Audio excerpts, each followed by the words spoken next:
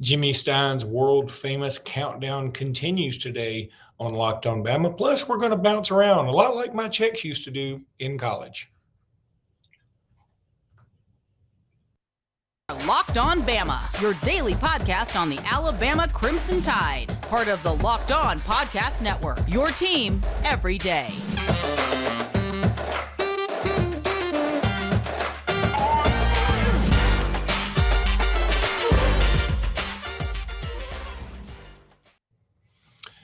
Hey, everybody. Welcome back into Locked On Bama. Luke Robinson, that's me. Jimmy Stein, that's him. Jimmy, I hope everything's going well with you today. Oh, thank you very much. I'm very excited about the ranking of the roster countdown. We've been doing, we're ranking the whole roster from the, quote, worst player on the team to the best. But people need to keep in mind, this is a ranking of the 2023 team, not a statement on overall talent level. No, that's absolutely right. And I hope people have enough sense to see that. Whoa, I just switched my camera view. And I hope that everybody was cool with that. So here's what we're going to do. We're going to start off with the countdown with Mr. Well, I'll let you announce it because it's really going to be a fun one. Oh, yeah. Yeah, you were surprised. Did you already say it? Did you already say his name? Just to you before the show started in our pre-production planning. In our pre-production planning meeting. Which is essentially, yeah, by the way, that was my phone again, not me. That little sound my phone makes, because it has this little thing on the back of it, and I'm going to try it. Can you hear it? That's not me. That's my phone. Okay. I just wanted to know that. Gotcha. Now I know what you're saying. Yeah. People think I'm very gassy, which may be true, but that time it was my phone. Anywho, Jimmy, today. So you got your phone set on vibrate and smell. Same thing my jeans are set on, apparently. Anyway. Number 80. We're down to number 80, and it is quarterback Eli Holstein. For those who have been keeping up with the rankings, we've discussed how this is about the 2023 football team. And the way I look at it, look, you got 5 quarterbacks now. The odds that I think, based on what happened in spring, my opinion, based on A-Day, based on reps, based on buzz, I think Lonergan is a little bit, and it's early. That could easily flip even this year, much less a year or two from now. But for now, I think Lonergan is ahead of Holstein. Why would you not redshirt Holstein if Lonergan's ahead, right? I mean, you're probably redshirting both, to be honest. I mean, if we had to bet, I would bet on both get red shirts. But I'm more certain of Eli's red shirt. So I probably should have rated Eli even lower, except for this. I hear a lot of good things. I was really excited about Holstein as a prospect. That never really waned. And then he gets here this spring, and I've had some discussions with people who know stuff. And I think Holstein was really good. I think they expected Holstein to be pretty good, and he lived up to the expectation. I think is how the staff feels about Eli. Big, strong kid. I mean, big, strong, big arm, not afraid to throw it. He is a plus athlete for his size. Now, he's not a 4'3" guy. He's not Jalen Milroe or anything like that.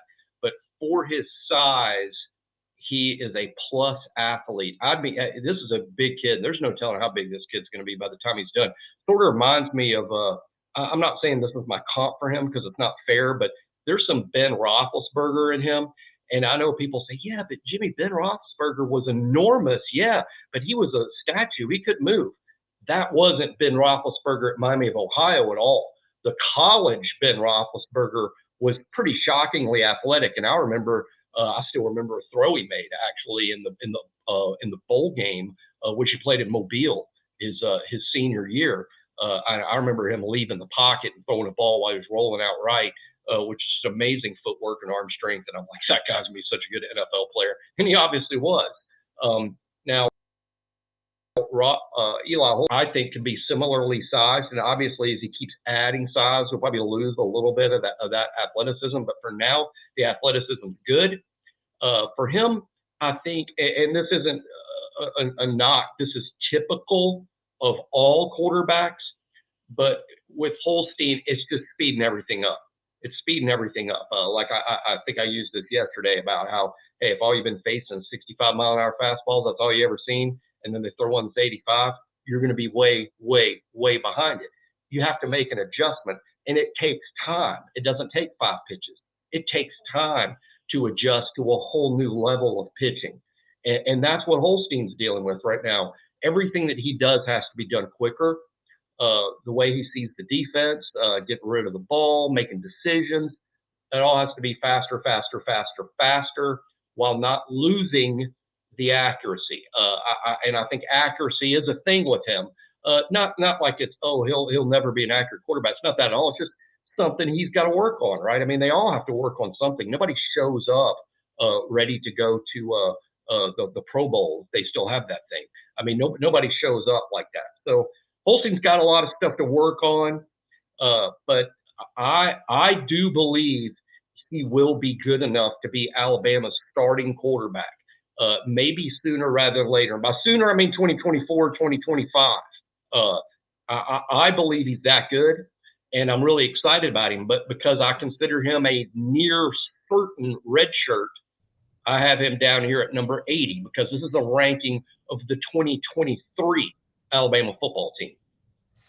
Yeah, I'm going to pull up a picture of him now. Obviously, this picture is from his high school days. Zachary. Yeah, Zachary, Louisiana.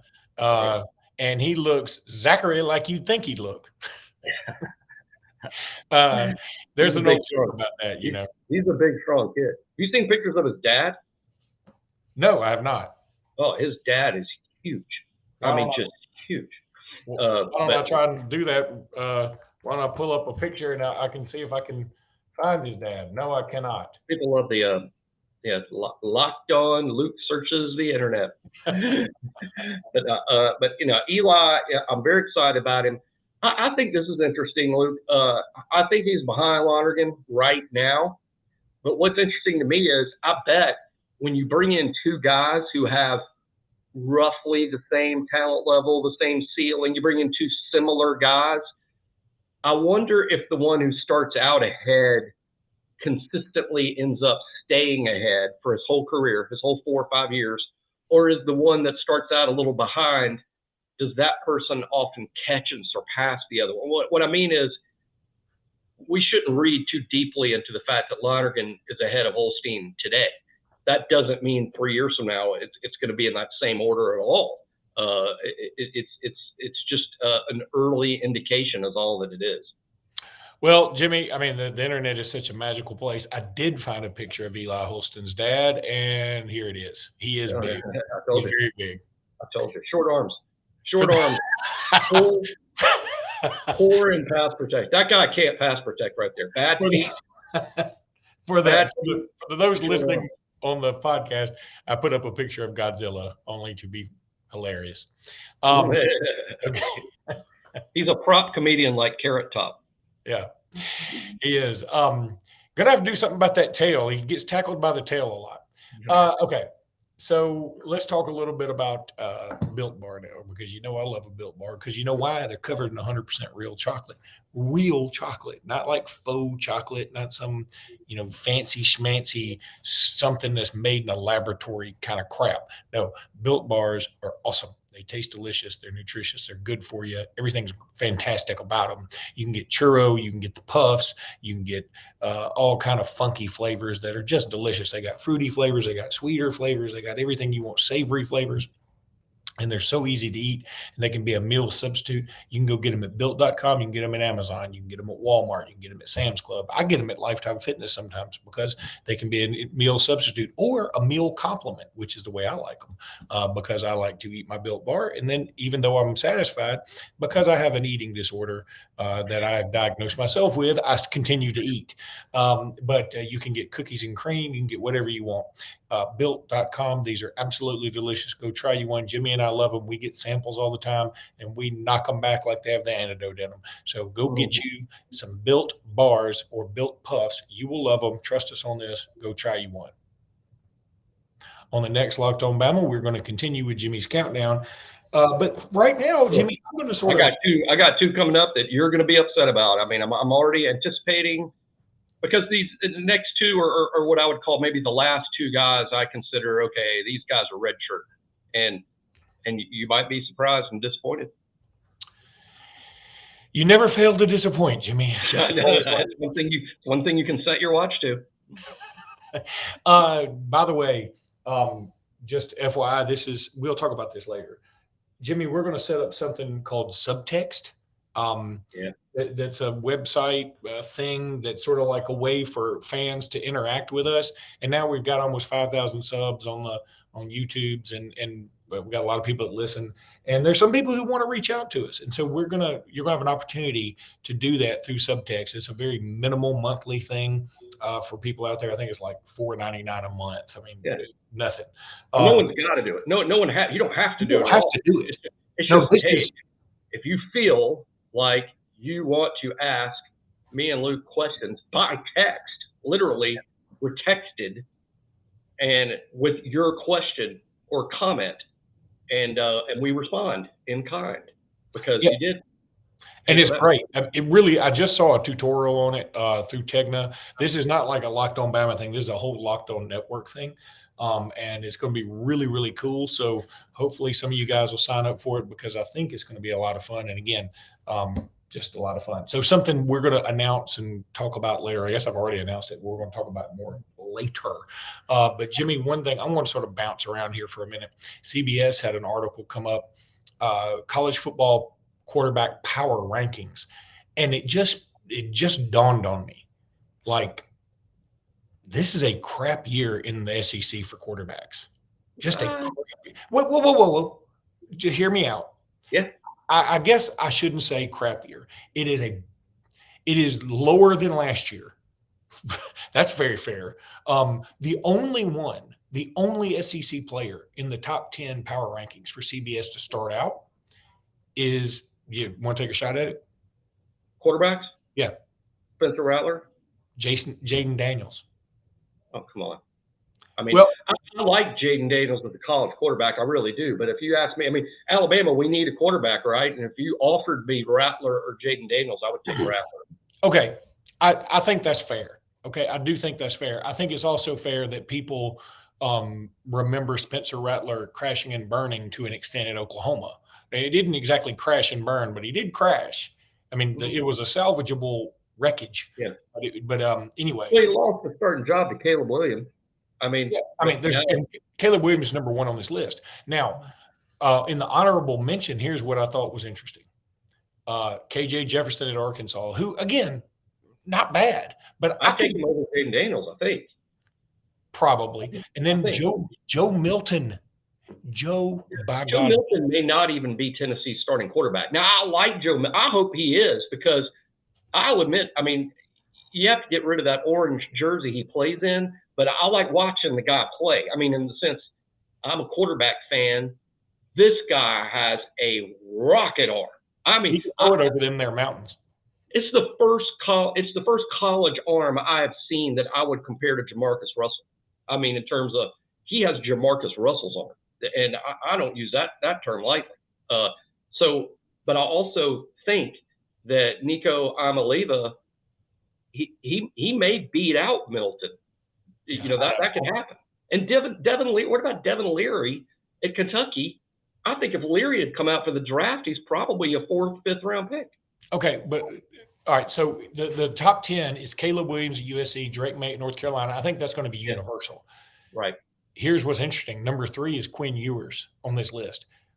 Now, that's funky to me, because what that tells me is there's a pretty steep drop between 1 and 2 in the next group. The other day, I got curious about this. Here's the thing. I hate being so Alabama-centric about stuff, but it seems to me that when people around the country want to brag on Quinn Ewers, the first thing they mention is the start against Alabama. I mean, Quinn Ewers, again, did you see him against Alabama? Had no chance to win that game because Quinn Ewers is so awesome. Well, I went and looked at Quinn Ewers' numbers in games in which they're pretty pedestrian. As a matter of fact, he had 20 of 49 and 3 interceptions against Oklahoma State. He had a pedestrian game. He only threw for 170 yards against Iowa State. I mean, Ewers wasn't good every week. Did he play great against Alabama? Yes. If you want to use that as a means to take a shot at Pete Golding, fine. But it's still Alabama. Alabama finishes the number 2 defense in the SEC.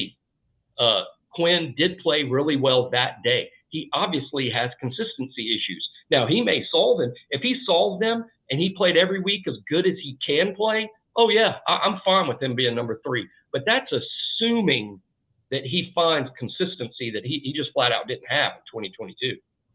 So, and also, I guess it's not crazy to think he might not be the starter. I mean, Arch Manning didn't set the world on fire in the spring game, but then they have that other kid, Malik Murphy. Malik Murphy's a darn good football player. I think Quinn will be the starter, and I think Quinn's going to be good. I just say putting him at 3 is assuming a lot. I agree. Now, then they go to Michael Penix. Again, I think Michael Penix is a good quarterback. But this does tell me that this year's quarterback crop is not on the same area code as last year's. Yeah, I would, and I do agree that, I mean, there were 14 quarterbacks taken in this last draft, and it was, 3 of the top 4 guys taken, period. I do like Penix. If I was comparing Penix to this year's draft, I would say that there's a lot of Hendon Hooker in him. I mean, in terms of like, what's Penix like? I would say he's like Hooker, and he was a 3rd-round pick, which means, you're a Friday night pick. I like Penix. I think he's a good Heisman candidate if Washington wins. Because I think with a guy like Penix, it's not just going to be Penix and his numbers. Washington's going to have to win for Penix to win. Okay, and I'm just going to run down these others real quick because it's not really talking about – I don't really want to get into each one of these guys individually. Number 5, Sam Hartman. Number 6, Bo Nix, ironically. Number 7, J.J. McCarthy. 8 is Jordan Travis, who I think is very good. 9 is Michael Pratt from Tulane. Then 10, Jaden Daniels. My point to this is this list makes me feel better about Alabama's quarterback situation. That's what my point is like, okay, we don't have Caleb Williams. Okay, we don't have Drake May. But I feel good about one of the guys, whoever becomes the starter, is Ty Simpson, is Jalen Milroe, is Buckner, whatever.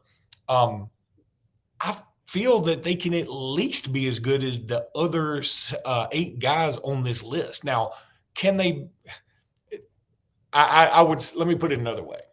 I think they could make the top 10 on this list. I don't know that they could be number 3 because even though I don't agree with Quinn Ewers number 3, I don't know that any of the guys I just mentioned for Alabama could be number 3, but I think they could be in the top 10 of this bunch. This bunch does not overwhelm me. Yeah, I didn't really love the 10 because it leaves too many guys out, and I don't like that. I mean, Jordan Travis to me is a lot like Penix in the sense that Jordan Travis could win the Heisman Trophy this fall. I think it's realistic that the Florida State quarterback, Jordan Travis, wins it. Now, just like I said about Penix, I think that would require Jordan Travis not only to have some PlayStation-like numbers, but Florida State's going to have to win the ACC. But if they do win the ACC and he has great numbers, then he's an excellent Heisman candidate. It's one of the things I don't like about Drake May winning the Heisman is I don't think North Carolina's going to win enough games. And I also don't think Drake May – to me, Drake May is still awesome NFL prospect as opposed to Heisman defense. But Jordan Travis, I would have much higher on that list. I would have him up there with Penix. I don't think Quinn Ewers could win the Heisman. It'd certainly take Texas winning the Big 12, which is very possible. I'm with Luke. I'm not knocked out by that 10. And I agree wholeheartedly with Luke that our quarterback situation is not as desperate as some paint it out to be, because I have some optimism in all 3 of those quarterbacks, and they're all very young. And some of them, I mean, Bo Nix being a great example, because Bo played as a young player. If I told you after his freshman season and his sophomore season in particular that one day Bo Nix will be a legitimate Heisman candidate and a potential first-round pick, you'd have told me I was nuts. Well, that's because everyone labeled or decided when he was a freshman and a sophomore what he is without taking into account the more he plays. And secondly, look what was around him. He gets to Oregon where he's got a really good supporting cast around him, a good offensive line, good running back, good receiver. And he's an older kid now. Year 4, he was better than he was in year 2. Imagine that. So I think that Alabama's quarterbacks, whether you're talking about Simpson, Buckner, or Milrow, I think any of the three could end up on a list like that. If not now, then in the future. Totally agree. All right, Jimmy, let's take a break. When we get back, I want to talk about two other Alabama opponents that made a little bit of news. And we're back. First of all, shout out to the softball team. We're not going to go off on a rant on this because it's locked on Bama, but unless we win the national championship in softball, we're not going to spend a segment on it. I don't mean that as an insult to those ladies. I love watching Alabama softball. People have proven to us time and time again they don't really want us to talk about it. I don't mean that mean. I don't mean that as an insult. That's just the way it is. I've probably spent too much time on it anyway, but congratulations to them getting the 5 seed. Also, I have found the comedy, and I knew that Philip Marshall from 24/7 on the Auburn side was going to be really upset that Auburn didn't get to host. I think they probably should have hosted. Honestly, I do. But I knew that the conspiracy theorists were going to be out in full force, led by Philip Marshall. And I've enjoyed watching his response to that because that's a little bit of Schadenfreude, if that's how you pronounce it, that German word for delighting in other people's misery. Anyway, congratulations to Alabama getting a 5 seed. Frankly, I think that is a bit of an overseed as well, but so be it. We'll take it. Okay. Couple of things. Nathaniel Watson, who played at Maplesville High School, I got to call him in some playoff games in the past. God, he's been gone from Maplesville since 2018. That's amazing. But he's a 6-year linebacker for Mississippi State. He just got arrested for a DUI. This is not good for Mississippi State. Again, I'm not over here throwing stones because Alabama has certainly had its fair share of issues here. But this is Watson's second arrest since signing with Mississippi State. Yeah. Look, I don't want them to kick him off or anything like that. I'm just saying my point is Mississippi State is a team that doesn't have a ton of depth. They've got a whole new coaching staff coming in. They're going to have a whole new philosophy. And this team, frankly, is going to be universally picked to be last in the league, even though they bring back a good quarterback, probably arguably the most decorated quarterback coming back. And still, they're not going to be very good. And that you can't have stuff like that happen. No need to really go into that because, again, Alabama doesn't need to be throwing stones. We got a glass house in that situation. However, one thing that happened the other day, and this is from Jimbo Fisher, and I can't understand why this man can't get out of his own way. I also understand the irony in saying that when he is worth a $70 gazillion for being very mediocre as a head coach at Texas A&M. Okay, guaranteed. But he said the other day he took a shot at TCU saying, hey, look what happened when TCU ran up against the SEC. I am typically pro SEC. And, even if it's Auburn and they beat somebody in the bowl game, I can take solace in the fact that, hey, that's my conference. I don't want Auburn to win, but when they do, I claim them as an SEC brethren. I get that. I'm pro SEC guy. Okay. But Jimbo, my man, what happens when you run up against Georgia? I mean, it's not good. It's not fair for you to say TCU can't compete in this league because they got their doors beat in by Georgia. They obviously did get their doors beat in by Georgia. And frankly, I think your point is a good one. I don't think TCU would be very good in this league. That being said, it's not because they got their doors blown off by Georgia. I mean, that is like saying some of the Notre Dame in 2012 was a god-awful program because they got the heck beat out of them by Alabama. Nope. Most everybody was going to get the heck beat out of them by Alabama that year. Most everybody. So, yeah, again, I just think Jimbo is the kind of guy that doesn't do himself any favors. And maybe he doesn't have to do himself any favors because when you got 75 or 90 or 138 gazillion dollars guaranteed, whatever it is, maybe you don't have to do yourself any favors. You've already done yourself enough favors. But I'm just, man, this guy can't get out of his own way when it comes to just being verbal. Yeah, I don't think after the season he had a year ago that Jimbo Fisher needs to talk down to any program, much less one that played for the national championship. That was, I think, a major PR goof. Now, what he said, as Lucas pointed out, what he said is hard for me to argue with because I agree that had TCU played an SEC schedule, they wouldn't have been in the national championship game. I believe that. I don't think one of my big arguments, and a lot of people might remember I was very anti-TCU before the playoff, and this is the way I don't think TCU would have beaten Tennessee in Knoxville. I don't think TCU would have beaten LSU and Baton Rouge, the 2 games that Alabama lost. I don't think TCU would have won those games.